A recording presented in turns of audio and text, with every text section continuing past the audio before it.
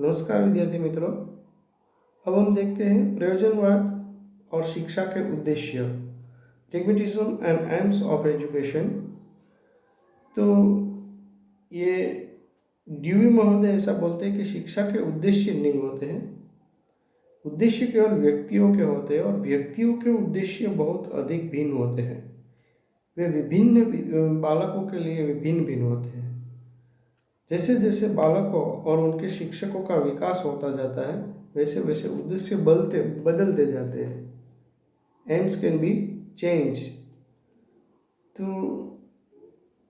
उन्होंने जो कुछ विशेषताएं बताई है वो ऐसा बोलते हैं कि छात्रों का सहयोग हम इससे प्राप्त कर सकते हैं। छात्रों की क्रिया और आवश्यकताओं को पर आधारित रहते हैं और ये विशिष्ट और तात्कालिक होते हैं, सामान्य और अंतिम, जनरल एंड अल्टीमेट नहीं।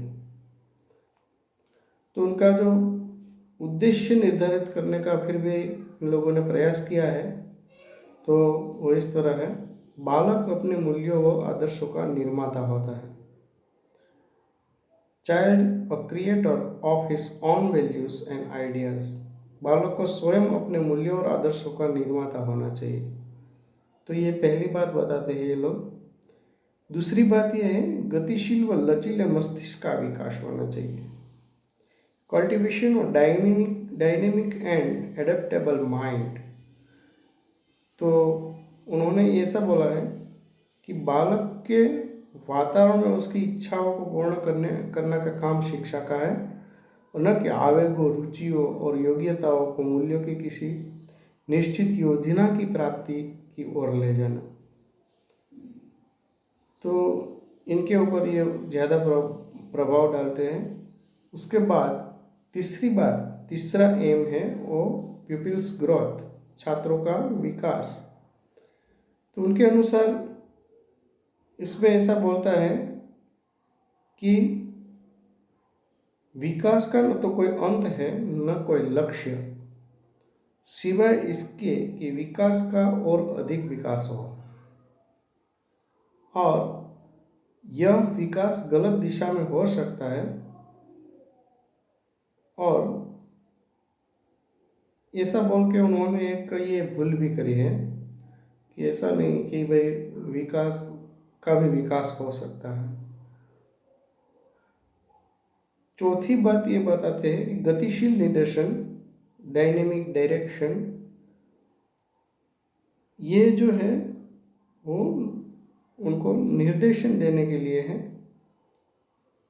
कि आज की जो उनकी जो अमेरिका में ये पूरा वाद है वो पनपा है, विकसा है। तो उसका जो डेवलपमेंट है वो अमेरिका में हुआ है। तो अमेरिकी शिक्षा का वो बोलते हैं कि उनमें एक यह दोष है कि उसमें कार्यक्रम का निर्देशन का अभाव है। इसका न तो कोई उपयुक्त कार्यक्षेत्र है और न कोई सामाजिक सिद्धांत है। और पांचवी बात सामाजिक कुशलता के बारे में बताते हैं, सोशल एफिशिएंसी। प्रयोजनवादी शिक्षा के सामाजिक कार्यों पर बल देते हैं।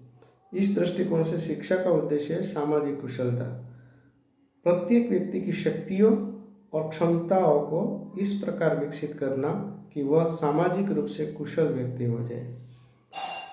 और ऐसा व्यक्ति वही है जो अपनी जीविका की समस्या को हल करे, दूसरों की इच्छाओं और आवश्यकताओं का आदर करे और जिसमें सामाजिक सजगता हो।